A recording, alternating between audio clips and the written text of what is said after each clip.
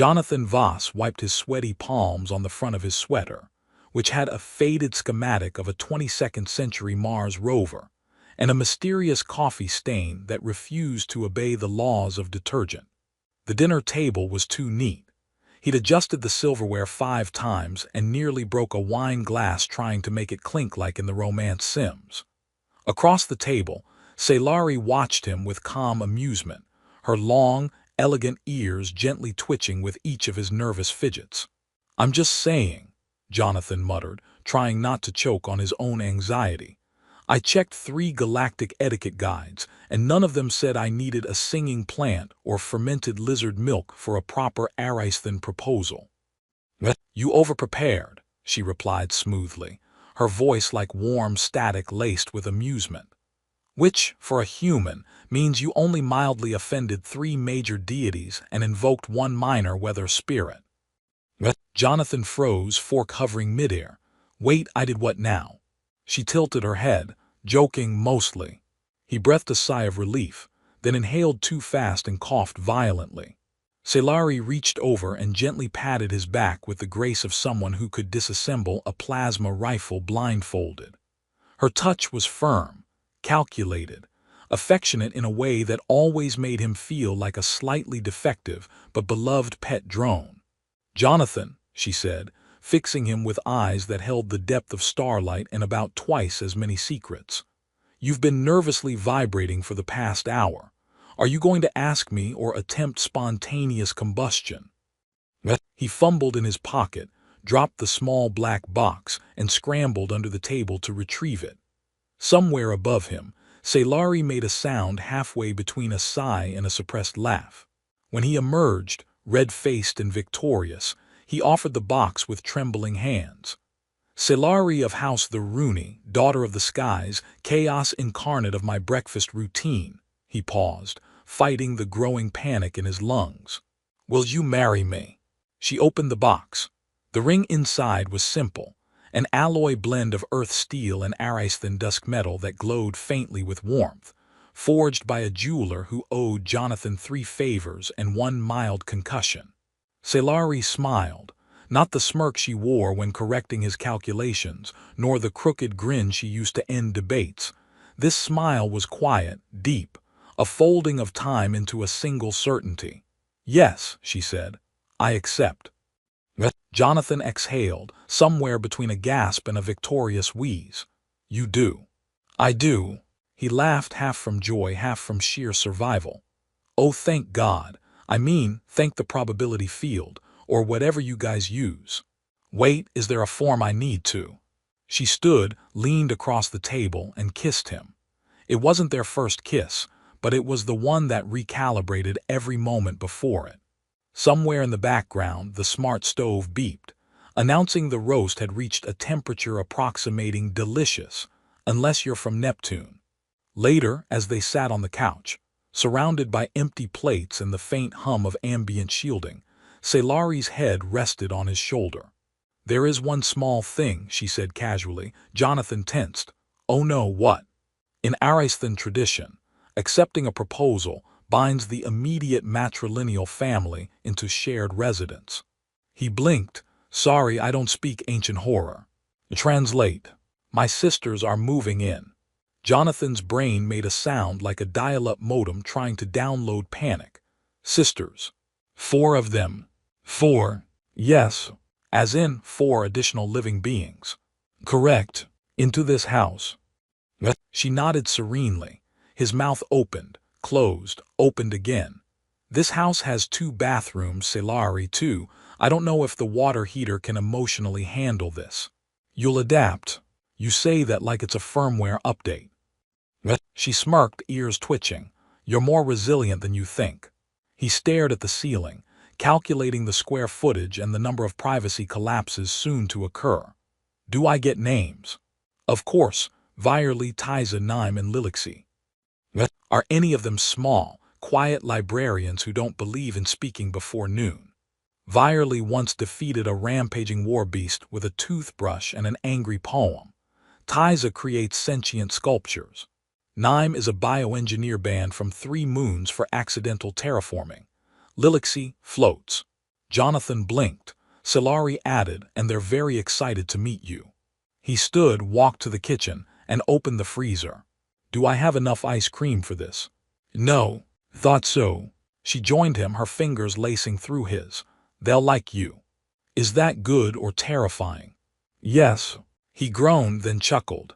You know, I thought the biggest adjustment in this relationship was going to be the tentacle wrestling holiday. That comes later. I need a bigger fridge. And a reinforced shower. The room filled with laughter, hers melodic, his slightly unhinged. He leaned into her, letting the rhythm of her presence steady his pulse. Somewhere in the distance, the sky blinked with the silent arrival of an orbital shuttle, cloaked and patient.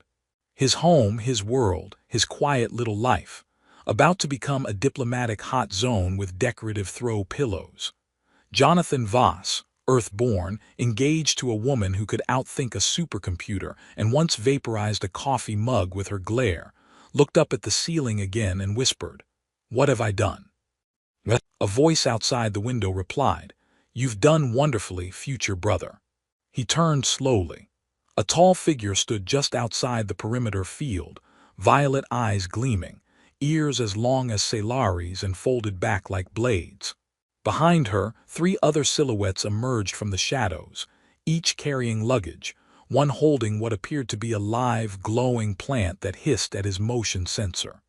Jonathan blinked twice, reached for the last spoonful of ice cream and muttered, "I knew I should have just gotten a dog." The front door hissed open with the lazy reluctance of a machine that knew exactly what kind of day it was about to have and wanted no part of it. Jonathan stood in the foyer in a t-shirt that read Quantum Entanglement. It's complicated, gripping a coffee mug like it was both shield and weapon. On the welcome mat, 4 beings stepped into his home like they were claiming land in the name of glorious chaos. Virely entered first, tall and sharp, with a stance that suggested she had either just come from a battlefield or intended to create one shortly. Her gaze swept the living room with military precision, then narrowed on the ceiling fan. "This structure is not reinforced," she said. Jonathan blinked. "It's a ceiling fan.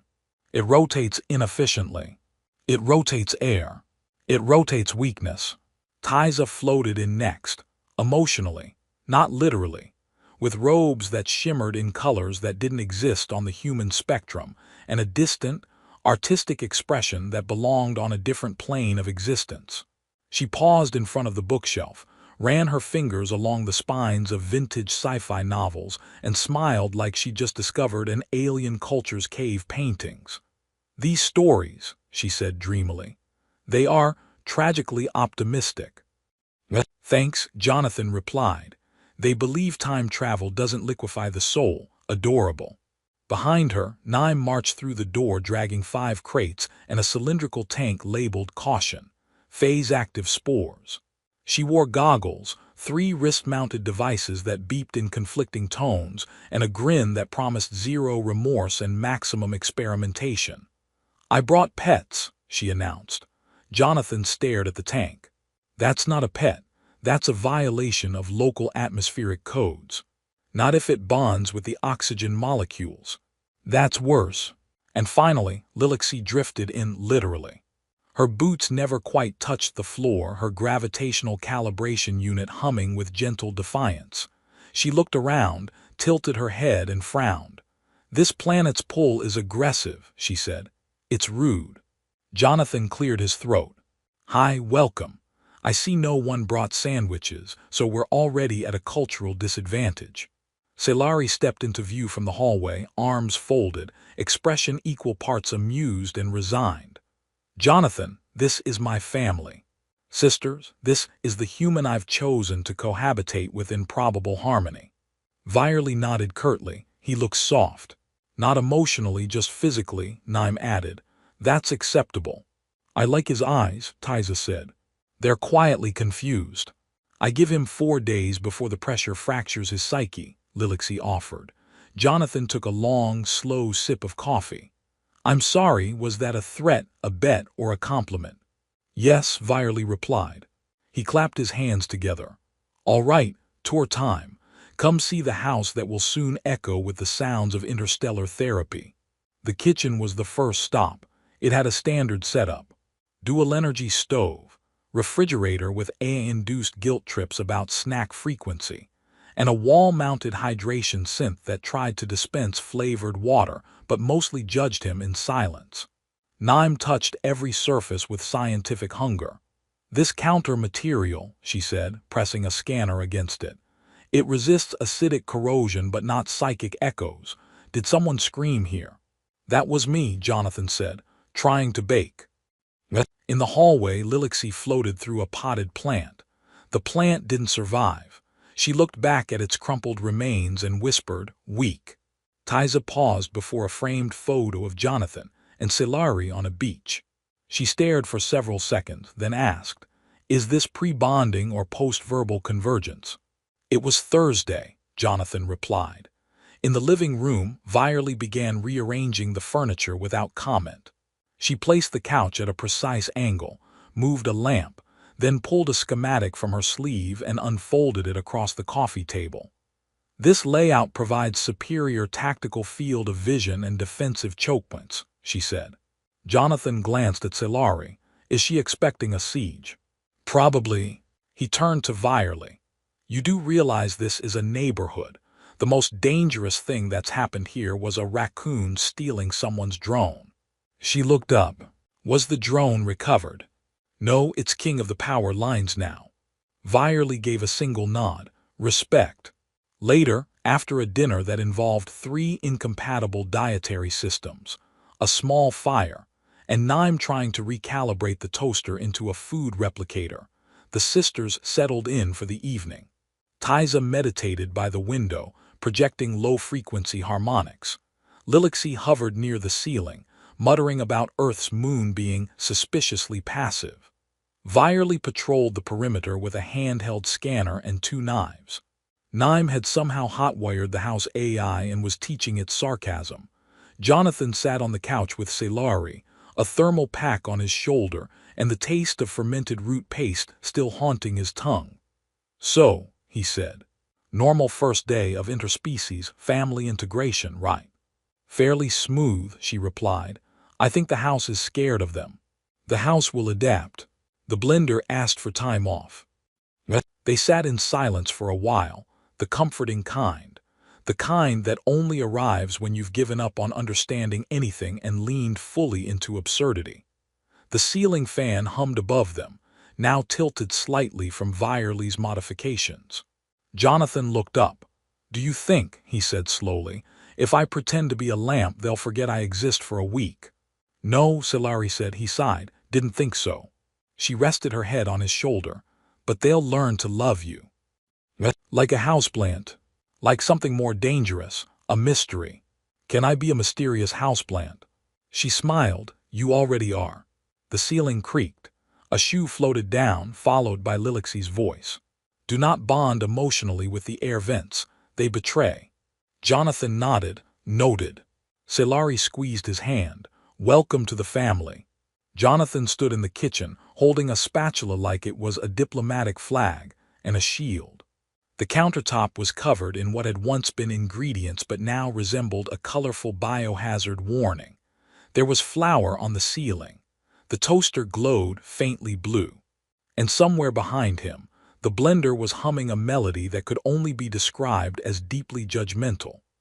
Tiza leaned over the kitchen island, watching with gentle fascination as Jonathan attempted to flip an Ariston root cake, which responded by letting out a small puff of steam and a sound suspiciously like laughter. "You cook like someone trying to charm a wild animal," she observed. "That's because it is a wild animal," he muttered. "The root cake tried to bite me earlier. I think it's developing opinions." Naim, goggles perched on her forehead and fingers stained with something luminous and mildly hissing, nodded approvingly. "You're feeding it your emotional wavelength. It's bonding. That's good." "I don't want to bond with my breakfast," Jonathan snapped. "I want to eat it." "You say that," she replied, "but you haven't heard its mating song yet." He turned slowly. "That's what that whistling is." "Possibly." Virely entered the kitchen with the same presence as a tactical alert, eyes scanning for structural weaknesses or unsecured knives. She looked at the chaos, then at Jonathan, then at the root cake. That should be neutralized. It's a pastry. It's a threat. Tiza hummed. All food is a threat when one does not understand it. I understand it, I just don't trust it. Jonathan prodded the root cake with the spatula. It growled, he jumped. Okay, new rule. Breakfast should not express emotion. Lilixie floated in upside down, as was her way, hair drifting like lazy static. You emit distress pheromones before caffeine. It's adorable. I emit stress because I'm trying to survive domestic life with 5 space Amazons. Exaggeration, Virely noted. We are statistically average in height and density. You set up a perimeter defense around the garden gnome. Threat assessment, it looked suspicious. It's ceramic. Deception. Celari appeared, holding a datapad and sipping something teal. Jonathan, there's an issue with the upstairs bath. Lilixie reversed the gravity flow again. I did not reverse it, Lilixie called out. I liberated it. Jonathan sighed and set the spatula down. I'm going to die surrounded by sentient... She leaned in. I mean it affectionately. Later that morning, the living room had become a convergence point of Aristan traditions and human domestic chaos. Jonathan sat in a circle with the sisters for what Tiza described as a harmonic bonding session, which involved singing notes from the 6th octave of their language and projecting mood-based light patterns from embedded crystals. Jonathan could not sing in 6 octaves. He also lacked embedded crystals. This feels like a cult meeting run by interior decorators, he whispered. Silence enhances resonance, Virely replied without looking at him. He glanced at Naim. You're not even singing. I'm absorbing your neurochemical reactions, she said. They're hilarious. He turned to Lilixie. And you? I'm syncing with the couch. You're okay. No, I'm not asking. The bonding session ended when the living room lamp exploded from emotional overload. Tiza declared the event a creative triumph. Jonathan declared it a fire hazard. Celari agreed with both. In the afternoon, Jonathan found himself helping Naim install a quantum composting unit in the backyard. It pulsed ominously and emitted the occasional spark of theoretical matter.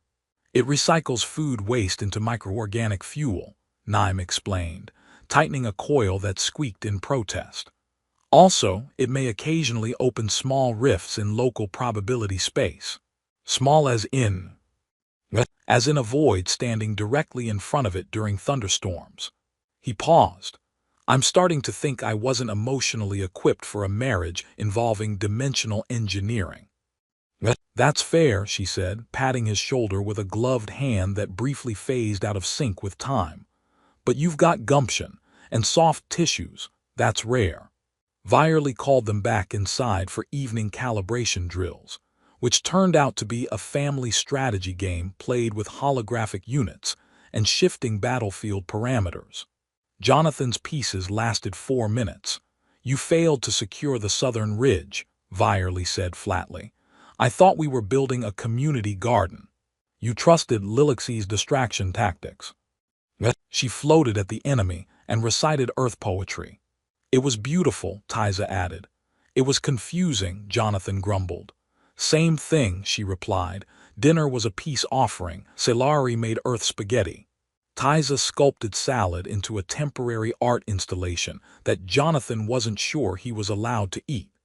Naim added an enzyme compound that made the tomato sauce taste like strawberries if you were thinking about someone you admired. Virely sharpened the forks for reasons unknown. Lilixie floated a meter above her chair and complained that gravity tasted salty. By the time Jonathan collapsed into bed, the house felt like a spaceport lounge mixed with an alien opera and a documentary about surviving deep-sea creatures. Celari curled beside him, warm and constant. You did well today. I accidentally proposed to the coffee machine. It said no. Rude. She laughed softly, fingers tracing along his arm. You're adapting. I'm hallucinating. You're integrating. I think the sofa whispered my name earlier. Maybe it likes you. He sighed into the pillow. Is this what love is like on your planet? On Arasith, she murmured, love is messy, loud, full of challenge and union. Jonathan smiled faintly. So, basically Earth with more plasma leaks. Exactly. Somewhere downstairs, the compost unit let out a soft bloop, and a hallway light flickered into a new color that didn't have a name. Jonathan, half asleep, muttered, we should name that shade something romantic. Salari whispered, let's call it survival. And Jonathan, surrounded by chaos, science, and 5 alien sisters who somehow now felt like home, drifted into a sleep that was surprisingly peaceful. Jonathan stood in the middle of the living room, dressed in something Naim had called ceremonially neutral, which apparently meant a robe that shimmered with probability gradients and might technically exist 1 second ahead of itself.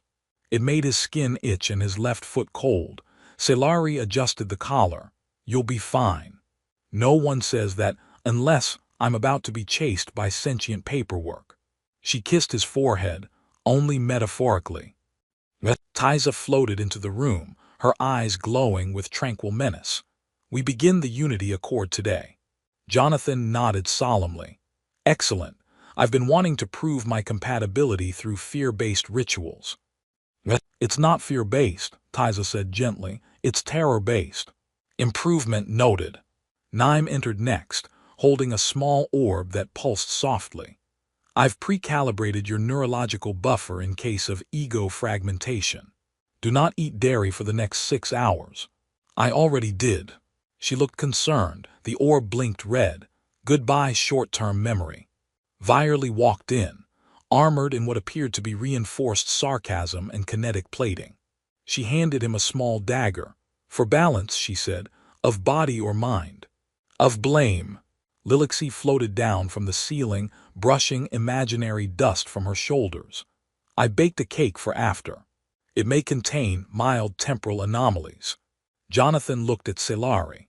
Are we sure marriage isn't supposed to be paperwork and matching pajamas? She took his hand. This is our version of paperwork and survival. Tiza touched the wall panel and the entire room shimmered. The floor folded inward, the windows blinked out, and suddenly Jonathan stood inside a simulation chamber designed to emulate every existential question he'd ever avoided. Stage 1, Tiza announced, adaptation. A jungle appeared around him, with gravity behaving like a shy introvert and the trees whispering in binary. Vyerly emerged from the foliage, dressed like a survivalist with trust issues. You will navigate this terrain with me. We must retrieve the signal beacon and avoid the aggression fauna. Jonathan blinked. Aggression fauna. A nearby bush exploded. Something with too many eyes hissed and then politely vanished. That. They began to hike. Vyerly handed him a scanner that beeped every time he took a step. After the 5th beep, he frowned. Is this tracking danger? No, she said. It's rating your usefulness. What's the scale? Negative integers. He grumbled, tripped over a root, and accidentally activated a cloaking bush. Vyerly grabbed him by the collar and yanked him back. Camouflage entities. They pretend to be helpful thoughts. Oh, that's familiar. Eventually they reached the beacon, which required a password, a logic puzzle, and an emotional confession. Vyerly stared at him. Confess something real. Jonathan hesitated, then said, sometimes I reheat coffee 3 times and still forget to drink it. The beacon activated. Vyerly nodded once. Sufficient. Stage 2 began with Naim dropping him into a lab full of unstable molecules and a recipe for something called emotion stew. Balance taste, color, and sentiment, she said. Failure will result in minor philosophical collapse. Jonathan squinted at the ingredients. This one's labeled nostalgia, and it's weeping. Add it gently, unless you're thinking about childhood disappointments. This is oddly specific. He stirred, poured, sniffed, and accidentally summoned a brief hallucination of his 6th grade gym teacher. Naim tasted the final result. You've created something edible, she said, surprised. It tastes like regret and hope, Not bad. Thank you, I think. Stage 3 was Tiza's domain. She took him to a soundless void filled with floating thoughts. This is the resonance chamber. We sculpt memory and emotion into form. Jonathan held up his hands. I once made a macaroni giraffe that looked like an existential crisis. That's my peak sculpting experience. She handed him a thought thread glowing softly. Shape your love. He tried. What emerged was a swirling spiral of laughter, burnt toast, quiet mornings, and a very confused couch. Tiza studied it. It's chaotic, unrefined, deeply human. Should I be insulted? I am moved. Stage 4 was Lilix's. He floated beside her in zero gravity, while she recited Aristhan poems, and asked him to meditate on the shape of affection. He squinted at a floating sphere. It's kind of spherical. She nodded, close enough. Then she linked her mind to his with a light tap to the forehead. Memories spilled, awkward first dates, failed pancakes, his fear of deep-sea fish, and the moment Selari said yes. Lilixi blinked slowly. You are strange. Thank you. And earnest, like a confused comet. I'll take it. Final stage. Selari appeared in a room made of starlight, just her, no tests. You've passed. Jonathan blinked. Wait, really? I didn't even get maimed. You met my sisters. You endured, you laughed. I screamed once. You screamed with purpose. He stepped closer. So this is it, no boss fight. She touched his cheek. You chose us, we choose you. He exhaled, the lights dimmed, the simulation faded. He stood once more in his living room, surrounded by 5 alien women, a floating cake, and a very proud smart toaster that had just printed Welcome Unity Victor on a slice of bread. Jonathan grinned. So, do I get a certificate? Lilixi handed him a cupcake that briefly blinked. Eat quickly, before it evolves. He took a bite. Tastes like family.